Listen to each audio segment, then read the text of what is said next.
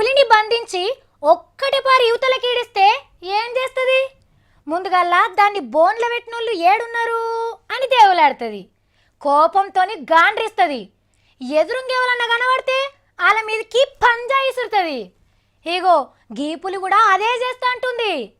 వేట సురువు చేసిందట ఆ పులి. ఆట అయిపోయింది, ఇక వేటాడుడే లేటట. ఏంది ఏ పులి గురించో అర్థమైతలేదా? ఇంకెవరు చంద్రాల్ సార్ పాటోళ్ళు పులి అని ఎవరు పిలుచుకుంటారు? గాయన గురించే ఇదంతా. చూస్తున్నారా రేవంతన్ సార్ను తెలుగుదేశం తమ్ముళ్ళు ఎట్లా తీసుకొస్తున్నారో? ఆగో మొన్న జైలుకి వెళ్ళినప్పుడు సంబరం చేసుకున్నట్టే చేసుకుంటున్నారు కదా. మరి కాదా? బెయిల్ ఇచ్చినట్టే గాని కొడంగల్ దాటొద్దని షరతు పెడితే ఉరికటోని కాళ్ళల్లో కట్టెబెట్టినట్టు ఉండదా? అందుకే హైదరాబాద్ పోవచ్చా అని కోర్టు పర్మిషన్ ఇయ్యంగానే గీ తీరుగా సప్పులు కొట్టుకుంటా పట్నం తీసుకొస్తున్నారు రేవంతన్ సార్ను. ఇక ఎల్బీ నగర్ చూడంగానే సార్ ఏమన్నాడో ఇనుండ్రి.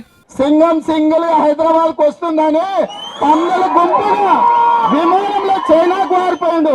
ఆట మొదలు కాలే, వేట మొదలైంది బిడ్డ.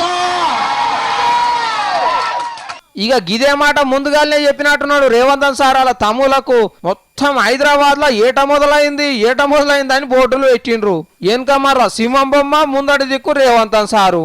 ఇక గీసొంటి బొమ్మలే మంత్రులు తిరిగే తెలంగాణ భవన్ కాడ, అసెంబ్లీ కాడ పెట్టిండ్రు.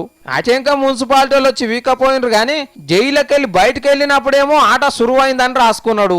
ఇప్పుడు వేట అంటున్నాడు. మరి బాణం పుల్లలకి ఇట్లా అన్ని సై చేసుకునే బయలుదేరినట్టున్నాడు రేవంతన్ సారు. మరి ఎవరి మీదకి ఇడుస్తాడో చూడాలి.